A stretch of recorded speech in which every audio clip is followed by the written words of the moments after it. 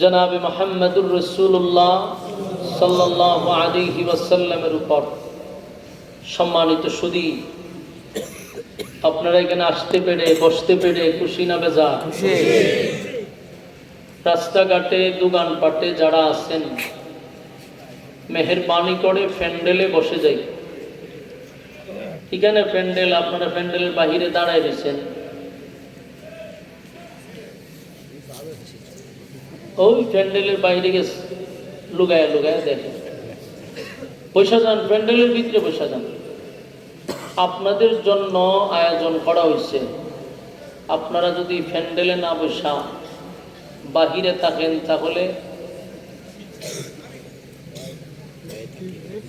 আমরা কথা না বলি। প্যান্ডেলের ভিতরে যারা আসতে চায় আসুক, আর যারা আসতে চায় না অসুবিধা নেই। রাত কি বেশি হয়ে গেছে? আপনাদের লক্ষণ বাপ সাপ বোঝা যায় রাত 3টা বাজে, 11টা বাজে। তাড়াহুড়া, লড়াছড়া। একটা জায়গায় স্থির হইয়া বসেন। আপনাদের বসার উপরেও বক্তার কথা বলার আগ্রহ তৈরি হয়।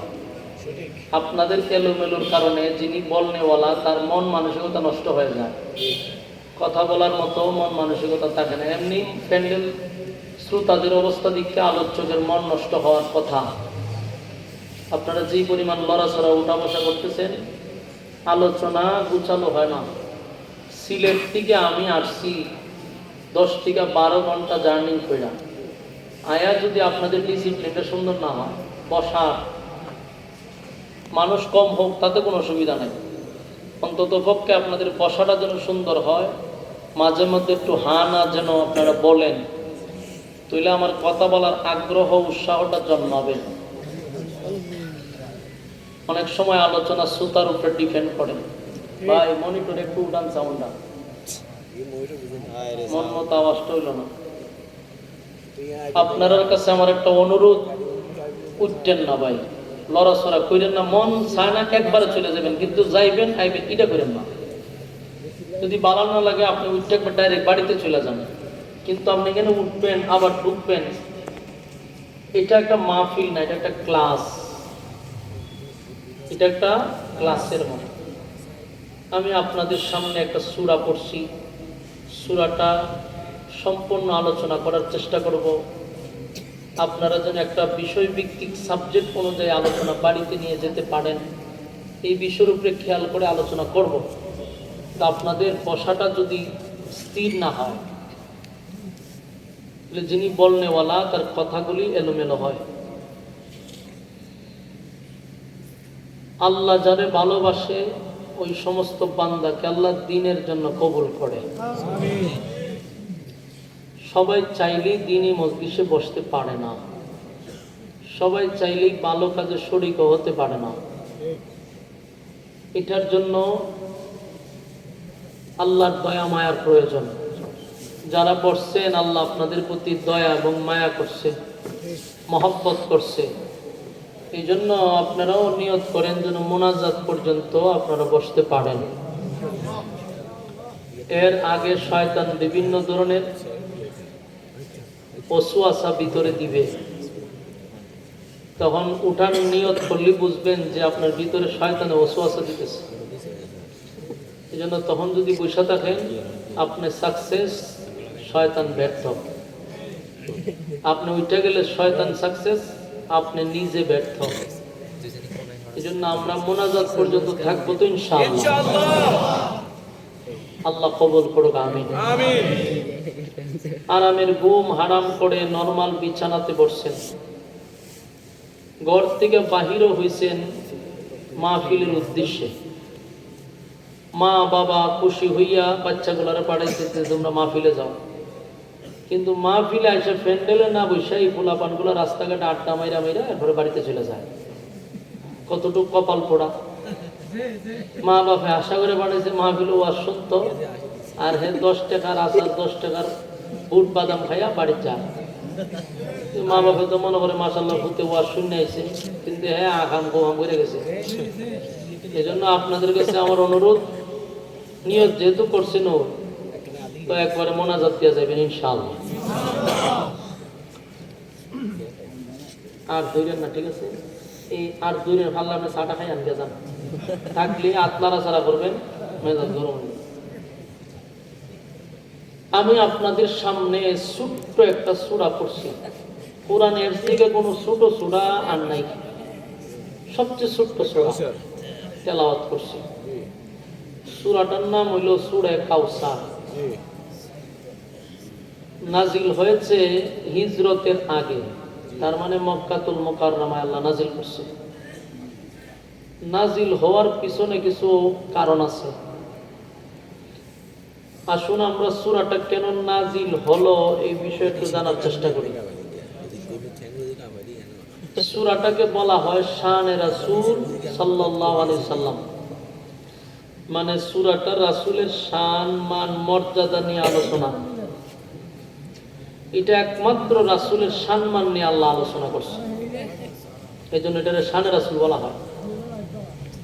কোরআনে আরেকটা সূরা আছে সূরা ইখলাস, এটারে বলা হয় শানে এলাহি, আল্লাহর সম্মান। আর সূরা কাউসার হলো রাসূলের সম্মান নিয়ে। তা আপনারা যদি একটু মনোযোগ দেন, এদিক সেদিক একজন আইলে আপনারা সব ছায়া থাকেন, এটা বোঝা গেল যে মনোযোগ নাই আপনাদের। আর গভীর রাত্রে আপনারা বসছেন, আমারও ওই আমার ভাই যিনি, ওনার নামটা কি জানেন, কাজী সাফায়াত ভাই, খুব মহব্বত করে আমার ওয়াজটা শুনে, আমার ভক্ত, তাই নাজমুস সাকিবের মাধ্যমে আমার এখানে ইনভাইট করছে। তো ভাই যেহেতু মহব্বত করে দাওয়াত দিছে, আমিও জার্নি করে আসছি। আমি এখানে গিচ্ছা কাহিনী বলার জন্য আসিও নাই, আর আপনারাও আরামের ঘুম হারাম করে এখানে কাল্পনিক গল্প শুনতে লেগেছে, বাপ দাদাদের গিচ্ছা শুনতে লেগেছে।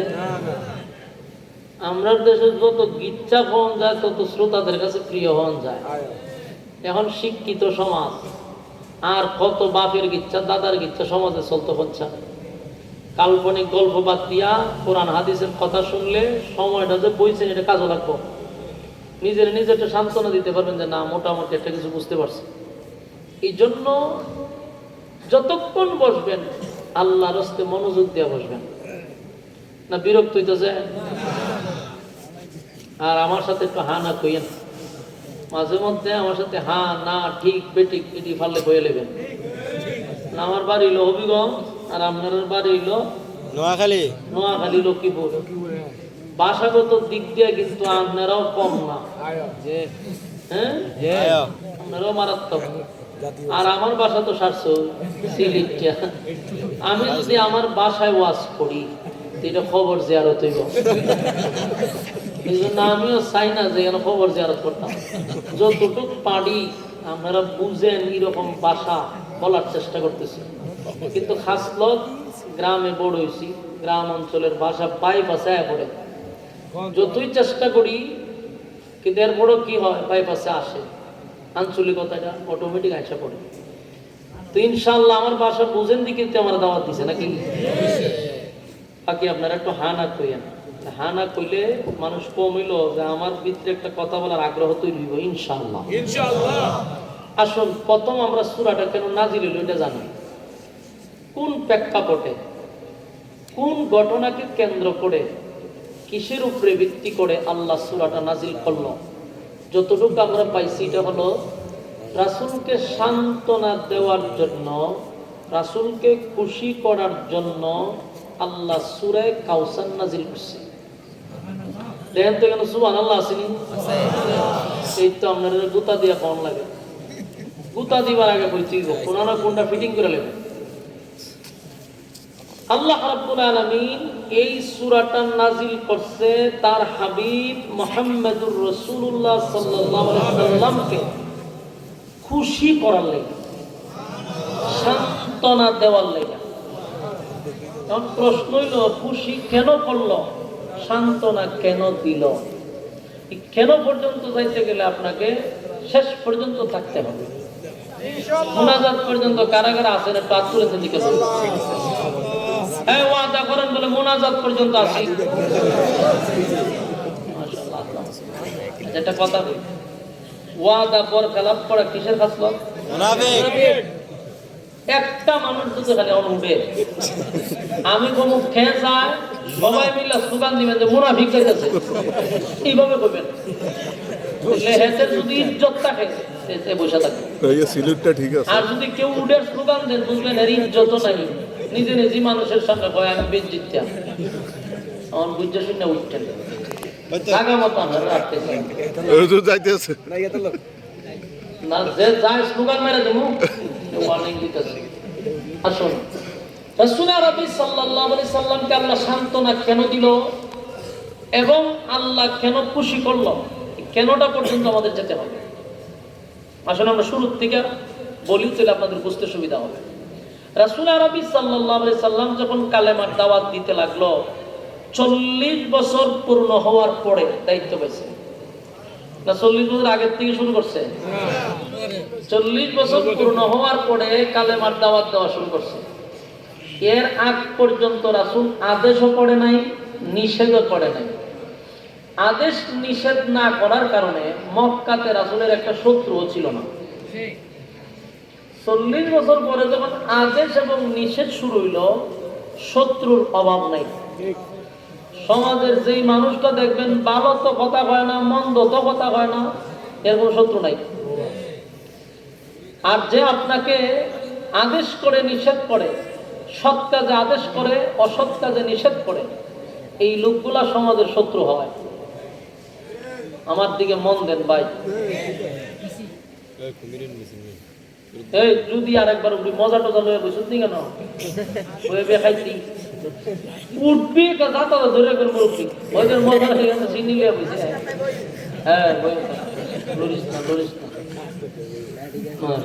খাবার টাবার লইয়া বসে থাকতে, এরপরে বইয়া থাক লরিস। আরে আমার আমাদের ওই দিকে নেন, এদিকে উড়াউড়ি করবো কতক্ষণ পরে পরে খোলাফাটির সামনে দিয়ে না। রাসূল সাল্লাল্লাহু আলাইহি সাল্লাম যখন কালেমার দাওয়াত দেওয়া শুরু করছে, মক্কাতে রাসূলের শত্রু শুরু হয়েছে। কারণ তখন আরো কিছু দল আছিল, দ্বিত্ববাদী, বহুবাদী। দ্বিত্ববাদী মানে 2 খোদায় বিশ্বাসী, তিত্ববাদী 3 খোদায় বিশ্বাসী, বহুবাদী বহু খোদায় বিশ্বাসী। এই 3 দল তখন তাদের ধর্ম প্রচার করত। আর রাসূল যখন হঠাৎ করে বলল লা ইলাহা ইল্লাল্লাহ, আল্লাহ ছাড়া কোনো মাবুদ নাই, আর মুহাম্মাদুর রাসূলুল্লাহ সাল্লাল্লাহু আলাইহি ওয়াসাল্লাম, আমি আল্লাহর বান্দা এবং রাসূল, আমাকে তোমরা শুধু মুহাম্মদ বলবা না, আমাকে তোমরা রাসূলুল্লাহ বলবা। ওই 3 দল তারার কিন্তু ধর্ম এক না, ধর্ম ভিন্ন। খ্রিস্টান, ইহুদি, মূর্তি পূজারী, ধর্ম কি তিনটা এক? 3 রকম। কিন্তু দেখবেন মুসলমানকে দমানোর জন্য 3 দল এক হয়ে যায়, চিরসত্য। আজ থেকে 1400 বছর আগে চিন্তা করেন, 1400 বছর আগে এরা 3 দল, ধর্ম 3টা, কোনো সমস্যা নাই। কিন্তু রাসূল যখন এক আল্লাহর দাওয়াত দিল তখন 3 দলে হয়ে গেছে। এক হয়ে মুহাম্মদকে থামাও। 1400 বছর পরে দেখলাম হিন্দু, খ্রিস্টান, বৌদ্ধ এরা এক প্ল্যাটফর্মে থাকে, এরা সুরে সুরে মৌতল ভাই, কিন্তু ইসলামের ক্ষেত্রে টাস করে এক হয়ে যায়। বোঝা গেল এরা মূলে গুড়া সব এক। এই জন্য ইসলামের প্রতি তাদের একটা বিদ্বেষ। দেখছেন না কিছুদিন আগে ওই যে ইসকন এরার সাথে দেখবেন খ্রিস্টান এক হইছে, ইহুদি এক হইছে, হিন্দুবাদীরা এক হইছে, সব মিল্লা মুসলমান টেকাও। এগুলা মূলে হইল সবগুলা বেঈমান, তার সব গুড়া এক জায়গায়। তো রাসূল সাল্লাল্লাহু আলাইহি সাল্লাম একত্ববাদী খোদার দাওয়াত দেই 3 দল গেছে এক হইয়া বল মক্কা নগরীতে আমরা কালেমার দাওয়াত দিতে দিব না। আমরা বাপ দাদা পূর্বপুরুষ থেকে আমরা দাওয়াত দিয়ে আসতেছি, নতুন করে সে দাওয়াত দিবে এটা তো মেনে নেওয়া যাবে। রাসূলের বিরুদ্ধে 3 দল মিলে আন্দোলন শুরু করছে। আন্দোলন বহু করছে, মিছিল মিটিং যা আছে সব করছে, কিন্তু রাসূলের উপরে আঘাত করতে পারছে না। কেন? সর্দার আবু তালেব পাওয়ারফুল নেতা আছে, এই নেতার ভয়ে রাসূলকে কেউ ডাইরেক্ট আক্রমণ করে না। গেল একজন দুই নাম্বার হলো রাসূলের আরেকজন গার্জেন ছিল।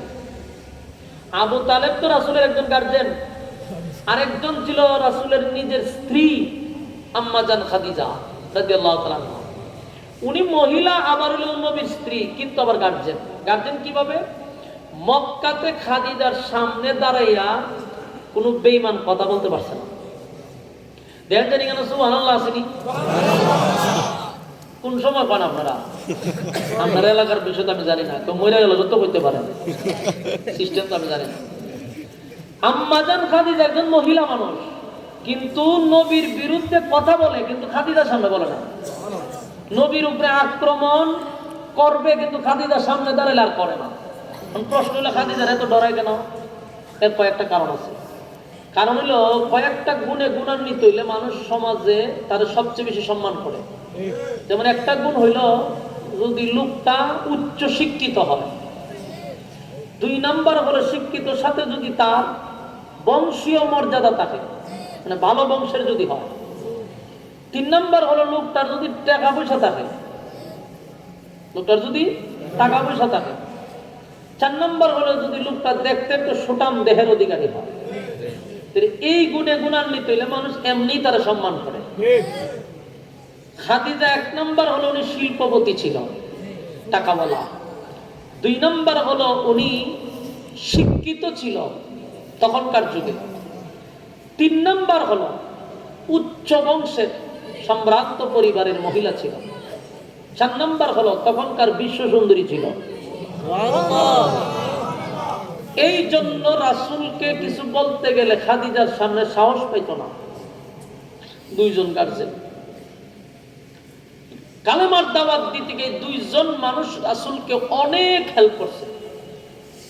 অন্তত পক্ষে যতদিন তারা বেঁচে ছিল মার খেয়েছে না, রাসূল মার খায় না। এইখানে কথা বই কাটা পোশাক লাগা খার রইছে করে আমরা দায়িত্ব কিতা? রাসূল সাল্লাল্লাহু আলাইহি সাল্লামকে টাচ করার কি করছে না, সাহস পায় না। কারণ দুইজন গার্জিয়ান পাওয়ারফুল, কালেমার দাওয়াত দিতেছে, অপপ্রচার চলতেছে, কিন্তু মারার সাহস পায় না। কিন্তু দেখেন ঘটনাটা কি ঘটলো। আম্মা জান খাদিজা দুনিয়ার থেকে বিদায় হয়ে গেছে, তো রাসূলের একটা সাইড শেষ। সুখের কথা, দুঃখের কথা আম্মা জানের কাছে বলতো। কোনো সমস্যা হইলে খাদিজার কাছে রাসূল বলতো। আম্মা জান খাদিজা রাসূলকে সান্ত্বনা দিত। খাদিজা মারা গেল। কিছুদিন যেতে না যেতেই রাসূলের আরেকজন গার্জেন আবু তালেব, চাচা আবু তালেব, উনিও মারা গেছে। এখন বলেন এই দুইটা লোক কালেমার দাওয়াত দিতে গিয়ে সবচেয়ে বেশি ভূমিকা রাখছে, দুজন মারা গেছে। রাসূল কতটা অসহায় এখন, কারণ আপন বলতে কেউ নাই, যারা আছে এরাও বিরোধিতা করে। এখন কালেমার দাওয়াত দিবে, মানুষ তো ডাইরেক্ট রাসূলের উপর আক্রমণ করবে। এই অবস্থা, মক্কার পরিস্থিতি বেশি একটা ভালো না, থমথমি অবস্থা। রাসূল বুঝতে পারছে এখন কালেমার দাওয়াত দিতে গেলেই তারা আমার উপর আক্রমণ করবে, আমার সাথীদের উপর আক্রমণ করবে। আপাতত না হয় আমি মক্কাতে দাওয়াত দেওয়া বন্ধ রাখলাম, দূরে কোথাও আমি ইসলামটা প্রচার করি, পরে মক্কা ঠান্ডা হইলে পড়ে পরিস্থিতি নিয়ন্ত্রণে আসলে আবার দাওয়াত দিই। বহু দূর পাড়ি দিয়া যায়েদ ইবনে হারেসারে লইয়া তায়েফে গেছে। মামার বাড়ি বুক ভরা আশা লয়ে গেছে কালেমার দাওয়াত দিতে। কিন্তু সেখানকার দুষ্ট পোলাপানগুলা, ওখানকার দুষ্ট মানুষগুলা রাসূলের সাথে এত বাজে ব্যবহার করছে, তারা রাসূলকে পাগল বইলা পাথর দিয়া ঢিল মারতে লাগছে। আপনাদের নাউজুবিল্লাহর আওয়াজে বোঝা যায় যে রাসূলকে কতটুকু ভালোবাসেন। এখানে তো অনেক জিলাপির আশেক আছে, বিরানির আশেক আপনারা আছেন। বিরানি যদি দিতাম এর চেয়ে বেশি আওয়াজ করতেন, অথচ আমার নবীরে ঢিল মারছে, আপনারা আওয়াজে বোঝা যায় বেশি একটা ব্যথা পাইছেন না আপনারা। এগুলো ভালোবাসার বহির প্রকাশ। আল্লাহর রাসূলকে এতভাবে আঘাত করছে যে শরীরের চামড়া ফেটে রক্ত বাহির হয়েছে। আপনি বলেন কতটুক জোরে ঢিল মারলে পড়ে চামড়া ফেটে রক্ত বাহির হয়? আল্লাহর রাসূলের শরীরে যেখানে মশা এবং মাছি বসা হারাম, বসতো না, ভুলেও রাসূলের শরীরে মশা মাছি বসা, সেই সুন্দর শরীরটার মধ্যে পাথর দিয়ে আঘাত করতে করতে সারাটা শরীর ফাটাই গেছে, রক্ত শূন্য হয়ে গেছে, রাসূল জমিনে বেহুশ হয়ে পড়ে গেছে। এরপরও দেখেন, যখন রক্ত ঝরতেছে তারা বৃষ্টির মতো পাথর মারে, আর রাসূল রক্ত নিয়ে ব্যস্ত। যায়েদ ইবনে হারেসা বলে, হুজুর পাথর মারতা যাবে, পাথর আটকাইয়া না আটকাইয়া রক্ত লই আপনি ব্যস্ত কেন? আল্লাহ রাসূল কয়, যায়েদ আমার রক্ত যদি জমিনে পড়ে, জমিনে হুকুম দেওয়া লাগবে না, জমিনের মধ্যে কম্পন শুরু হয়ে যাবে। আর আমার রক্তের ওজন লোড তায়েফের মানুষ না বুঝলেও জমিন বুঝে। তাই আমি চাই না আমার রক্ত যদি জমিনে পড়ে তার ক্ষতি হয়ে যাবে, তাই আমি চাই রক্ত যেন জমিনে না পড়ে। এই পরিস্থিতিতে রাসূলের কত মায়া এবং মহব্বত চিন্তা করেন। যারা পাথর মারতেছে এরা বাঁচাইবার লেগে নবীর রক্ত মাটিতে পড়তে দেয় না, শরীরের রক্ত নিজের শরীরে মিশাইয়া দিতেছে, কাপড় দিয়া মুছতেছে, অন্যদিকে তারা পাথর মারতে আছে। এক পর্যায়ে রাসূল বেহুশ হয়ে গেছে। বেহুশ অবস্থায় রাসূলকে দাঁড় করায় আবার পাথর মারছে। একটা পর্যায়ে তারা যখন চলে গেছে, জিবরাইল আলাইহিস সালাতু ওয়াস সালাম গজবের কিছু ফেরেশতা নিয়ে নবীর সামনে হাজির হয়েছে। হাজির হইয়া কয়, পয়গম্বর আপনার রক্ত জমিনে পড়লে জমিনকে হুকুম দেওয়া লাগতো না, জমিনের মধ্যে জালজালা শুরু হয়ে যেত, ভূমিকম্প শুরু হয়ে যেত। তাই আল্লাহ বলেন আমার বন্ধুর রক্ত আমি সহ্য করতে পারি না, শুধু বন্ধুর অনুমতি চাই, বন্ধু এই মুহূর্তে কি চায় সেটা আমাকে বলে দেবে, ব্যবস্থা আমি আল্লাহ নিব। জিবরাইল কয়, হুজুর আমার ডাইনে আমার বামে সব গজবের ফেরেশতা, আপনি খালি হুকুম দিবেন তায়েফ ধ্বংস, তায়েফের মাটি উপরে তুললা আবার উল্টায়া আসার মেরে সব মেরে নাম, খালি হুকুম দেন। কিন্তু আমার নবী হলেন রাহমাতাল লিল আলামিন। সুবহানাল্লাহ। ওমা আরসালনাকা ইল্লা রাহমাতাল লিল আলামিন। আমারটা গেছে না? সাগাইতে গেছে। আচ্ছা যাক, চা খায়া। আল্লাহ বলেন আমি পয়গম্বরকে পাঠাইছি তোমাদের জন্য রহমত স্বরূপ। যদি নবীকে রহমত স্বরূপ না পাঠাইতো তায়েফ থাকতো না, তায়েফ ধ্বংস করে দিত। ওমা আরসালনাকা ইল্লা রাহমাতাল লিল আলামিন। আল্লাহ রাব্বুল আলামিন বলেন আমার পয়গম্বরকে আমি তোমাদের জন্য রহমত স্বরূপ পাঠাইছি। শুধু মানুষের জন্য রহমত নয়, আসমান জমিন সূর্য চন্দ্র গ্রহ নক্ষত্র পাহাড় পর্বত সাগর নদী নালা খাল বিল কীট পতঙ্গ সমস্ত মাখলুকাতের জন্য আমার নবী হলেন রহমত। আল্লাহর নবী বলেন জিবরাইল গজবের ফেরেশতা নিয়ে আসছো, আমি হুকুম দিলে সব ধ্বংস করে দিবা। জিবরাইল রে, তায়েফের মানুষ যদি ধ্বংস হয়ে যায়, সব ধ্বংস যদি হয়ে যায়, বলো না আমি নবী কোথায় দাওয়াত দিব? যারা আমারে রক্তাক্ত করছে, যারা আমার উপরে আঘাত করছে, আমি জানি তারা আমারে না বুঝে আমার উপরে একের পর এক পাথর মারছে। কিন্তু তুমি যদি তাদেরকে ধ্বংস করে দাও, বলো আমি তায়েফে কোথায় গিয়ে আমি কালেমার দাওয়াত দিব? জিবরাইল আলাইহিস সালাতু ওয়াস সালাম বলেন, পয়গম্বর তাহলে আপনি বলুন আমি কি রিপোর্ট নিয়ে আল্লাহর কাছে যাব? আল্লাহর নবী বলেন, এ জিবরাইল আল্লাহর কাছে জানায়া দাও মালিক যেন এই তায়েফবাসীকে হেদায়েত দান করে। সুবহানাল্লাহ। এত রক্তাক্ত হওয়ার পরেও, এতটা রক্তাক্ত হওয়ার পরেও আল্লাহর পয়গম্বর মালিকের কাছে তাদের হেদায়েতের ভিক্ষা চায়। এ মালিক, আমাকে তারা না বুঝে আমার উপরে আক্রমণ করছে গো, তুমি তাদেরকে হেদায়েত দান করে দাও। ঠিক রক্তাক্ত শরীর লইয়া আঘাতের পর আঘাতের জখম নিয়া পয়গম্বর আবার মক্কায় ফিরে আসছে।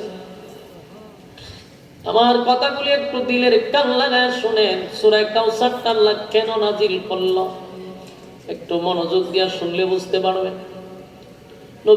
নবী কতটা আঘাতপ্রাপ্ত, কতটা ব্যথায় ব্যতীত ছিল। একদিকে হলো কলিজার টুকরা স্ত্রী দুনিয়ার থেকে বিদায় হয়ে গেল। উনি শুধু নবীর স্ত্রী ছিল না, নবীর একজন গার্জেন ছিল। নবীর সুখের কথা দুঃখের কথা আম্মা জান খাদিজাকে বলতো। খাদিজা বুদ্ধিমতী একজন মহিলা ছিল, জ্ঞানী মহিলা। আমার নবীর পাশে সব সময় ছিল, নবীর সান্ত্বনা ভিতরে। তাই নবীর বড় কষ্ট পাইছে যখন আম্মা জান খাদিজা দুনিয়ার থেকে বিদায় হয়ে গেছে। কলিজার টুকরা চাচা আবু তালেব, ছোটবেলা থেকে নবীর বাবা ছিল না আবু তালেব, সন্তানের মতো নবীর লালন পালন করছে। নিজে না খাইয়া আবু তালেব আবার নবীর মুখে খাবার তুলে দিছে। সন্তানরে জড়ায়া দইরা ঘুমায় নাই, আবু তালেব আমার নবীর জড়ায়া দইরা ঘুমাইতো। এতটা ভালোবাসতো আল্লাহর পয়গম্বরকে। যদি নবীর বিরুদ্ধে কেউ কথা বলতো, আবু তালেব তরবারিটা লইয়া নবীর পক্ষে সবার সামনে দাঁড়ায়া যাইত। কি ভালোবাসার মহব্বত চাচা নবীরে করলো রে। কিন্তু সেই আবু তালেব দুনিয়ার থেকে বিদায় হয়ে গেছে। নবী রক্তাক্ত অবস্থায় তায়েফ থেকে ফিরে মক্কায় আসছে। মক্কায় আসার কিছুদিন যেতে না যেতেই একে একে 4 জন কলিজার টুকরা সন্তান ছিল নবীর। 4টা ছেলে ছিল, 4 জন ছেলে ছিল। একে একে 4 জন ছেলে দুনিয়ার থেকে বিদায় হয়ে গেছে। যুবক বাবারা, মুরব্বী বাবারা, কথাগুলি খালি পয়েন্ট গুলা ইয়াদ রাখবেন। কেন কাউসার আল্লাহ নাজিল করলো, কেন নবীরে সান্ত্বনা দিল, শুধু কথাগুলি ফলো করেন তাহলে নাজিলের কারণটা আপনাদের বুঝতে সুবিধা হবে। দেখেন তো, একটা মানুষ এটাকে কোনোভাবেই সহ্য করতে পারবে। তার স্ত্রীও মারা গেল, তার চাচাও মারা গেল, নিজেও রক্তাক্ত, আবার একে একে 4 জন ছেলে দুনিয়ার থেকে বিদায় হয়ে গেল। বাবার কাছে সবচেয়ে বেশি বাড়ি হলো সন্তানের লাশ। আর আল্লাহর হাবিব 4 জন সন্তান দুনিয়ার থেকে বিদায় হয়ে গেল। নিজের হাতে সন্তানগুলাকে গোসল করাইল, সন্তানগুলাকে কাপড় পরাইল, কাপড় পরাইয়া নিজে জানাজা পড়াইয়া নবী নিজের হাতে কবরে রাখছে। বাবা হইয়া 4 জন সন্তানকে কবর রাখছে। এটা সাধারণ কথা নয়, বাবার দ্বারা এটা সম্ভব না। কোন বাবা এটা সহ্য করতে পারে না। একটা নিজেই রক্তাক্ত, শরীরের এমন কোন জায়গা নাই পয়গম্বরের আঘাতের চিহ্ন নাই। অন্যদিকে স্ত্রীও মারা গেল, চাচাও দুনিয়া থেকে বিদায় হয়ে গেল, 4 জন ছেলে দুনিয়া থেকে বিদায় হয়ে গেছে। চতুর্দিকে মা নবীর বিরুদ্ধে শত্রুর অভাব নাই গো। একটা পর্যায়ে নবীজি এক বুক ব্যথা লইয়া, কলিজা পাটা বেদনা লইয়া, বারাক্রান্ত মন নিয়া খানায় কাবার সামনে নবী বসে আছে। নবীজি খানায় কাবার সামনে বসা, এমনি নবীর কাছে খবর আসতেছে, আল্লাহর পয়গম্বর আপনার সাহাবী খাব্বাবকে মারতেছে, বেঈমানরা মারতেছে। এই নিউজ আসছে, খাব্বাবরে মারতেছে, বেলালরে মারতেছে। বলুন তো দেখি, একজন নেতা যখন শুনে তার কর্মীদেরকে রাস্তাঘাটে মারধর করতেছে, নেতার মনে কতটুকু কষ্ট আসবে। আল্লাহর নবী খানে কাবার সামনে বসা, সাহাবীরা বলে, হুজুর আসার সময় দেখছি বেলালের বুকে পাথর রাখছে, হুজুর আসার সময় দেখছি খাব্বাবরে গরম কয়লার মধ্যে শোয়া রাখছে। ওগো নবীজি, আপনার কর্মীদেরকে যেখানে পায় সেখানে মারে, যেখানে পায় সেখানে মারে। আল্লাহ বলার অপরাধে হযরত বেলালের জিহ্বার মধ্যে একটা পেরাক মাইরা দিছে। নাউজুবিল্লাহ বাড়ি গিয়া বলুন সাহাবীরা কি ঈমান ছাইরা দিছে? কথা কয় না। আমাদের সমাজে 5 টাকার কাছে ঈমান বিক্রি করে রে, এক কাপ চা খাওয়ার জন্য ঈমান নষ্ট করে। আমাদের ঈমান এত দুর্বল, এত দুর্বল, এত দুর্বল, আমরা 5 টাকার কাছে ঈমান বিক্রি করে দিই। সাহাবীদের ইতিহাস বেশি বেশি করে পড়বেন, ঈমানের জজবা বেড়ে যাবে। বাপ দাদাদের গিচ্ছা কম পড়বেন, পড়বেন সাহাবীদের জীবনী, ঈমানি জজবা বাইরা যাইব। সাহাবীরা ঈমান ছাড়ে না, ঈমান ছাড়ে নাই, ঈমান ছাড়ে নাই। আল্লাহ বলার অপরাধে জিহ্বার মধ্যে পেরাক মারছে, ঈমান ছাড়ছে না। কত সাহাবীদেরকে উলঙ্গ করাইয়া ঘর থেকে বাহির করে দিছে। ঈমান আনার অপরাধে কত নির্যাতন। আল্লাহর নবীর একজন সাহাবী কালেমা পড়ছে, ঈমান আনছে, ঈমান আনছে। ঈমান আনার অপরাধে তার উপরে এত নির্যাতন। নবী তার নাম রাইখা দিছে আব্দুল্লাহ। এই লোকটার নাম ছিল আব্দুল উজ্জা। কালেমা পড়াইয়া নবী বলছে তোমার নাম আজকের থেকে আব্দুল্লাহ। আব্দুল্লাহ নবী নাম রেখে দেওয়ার পরে লোকটা কালেমা পড়ে ঈমান আনছে, চলে গেল তার বাড়িতে। কিন্তু খবরটা পৌঁছে গেছে উজ্জা কালেমা পড়ছে। আব্দুল উজ্জার বাবা তখন ডাক দেয়া কয়, শুনছি তুমি নাকি কালেমা পড়ছো। হয় পড়ছো। তুমি জানো এর পরিণাম কি হতে পারে? জানি কি হবে। আমার বাড়ি থেকে তোমাকে বাহির করে দেওয়া হবে, এই সম্পত্তির ভাগ তোমাকে দেওয়া হবে না। আব্দুল উজ্জা তার নাম আব্দুল্লাহ রাখা হইছে। আব্দুল্লাহ বলে বাবা গো, এমন এক ঈমান আমি গ্রহণ করছি, এমন এক নিয়ামত আমি পাইছি, এই নিয়ামতের কাছে তামাম পৃথিবী বিক্রি করলেও তার সমান হবে না। সুবহানাল্লাহ।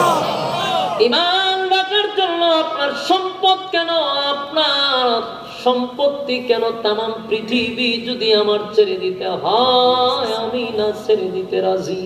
সুবহানাল্লাহ। কিন্তু বাবা স্পষ্ট ঘোষণা, আমি কালেমা ছাড়বো না। সুবহানাল্লাহ।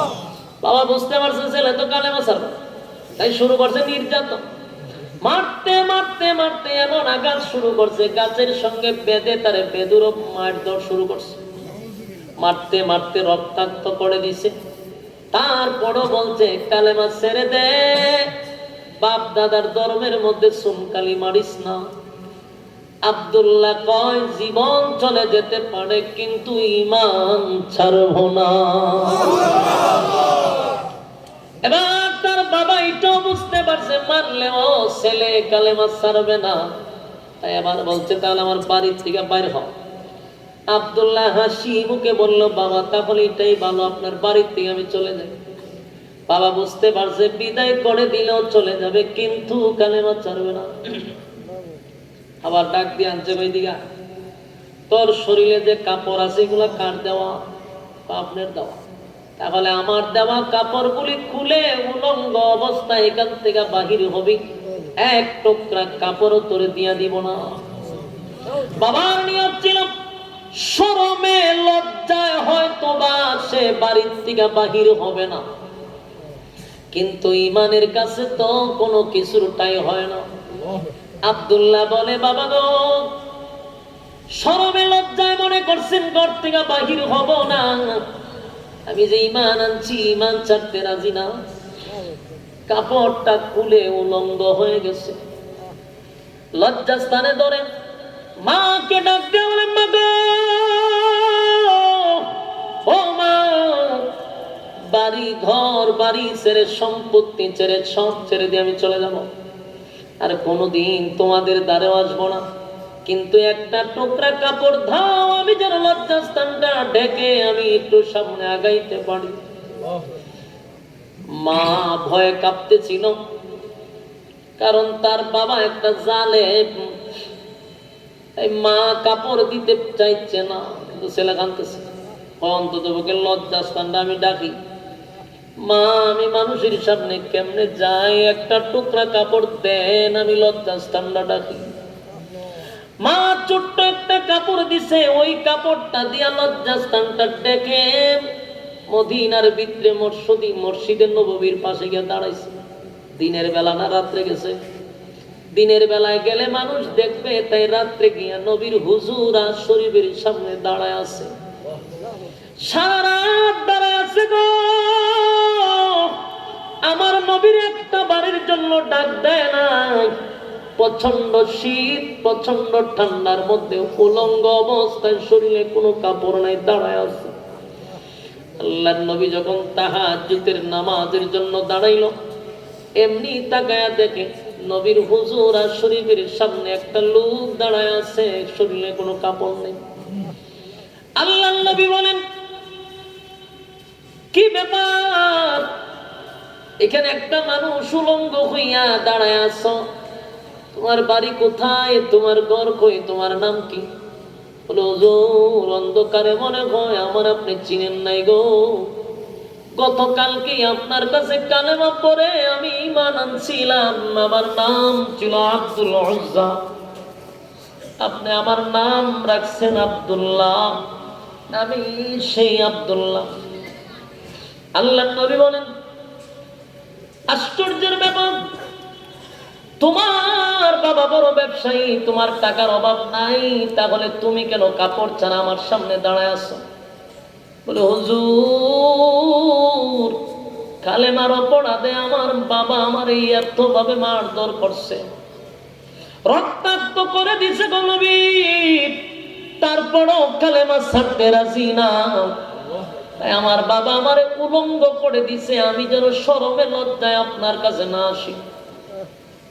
কিন্তু আমার ঈমান আমারে ঘরে থাকতে দেয় নাই, আপনি নবীর সামনে আইসা দাঁড়াইছি, আমার কলিজাটা গো নবী ঠান্ডা হয়ে গেছে। আল্লাহর নবীর শরীরে একটা চাদর ছিল রে, এই নবীর জুব্বাটা আব্দুল্লাহরে পড়ায়া দিছে, চিৎকার দিয়া কোন সুবহানাল্লাহ। এই নবীর জুব্বার কত দাম, আমার নবীর জুব্বার কত দাম, কত দাম। নবী যখন তার শরীরের জুব্বাটা আব্দুল্লাহরে পড়ায়া দিল, আব্দুল্লাহর দাম বেড়ে গেছে, কারণ যে কোনো মানুষ নবীর জুব্বা পায় না, নবীর জুব্বা পাইয়াতে দামি হয়ে গেছে।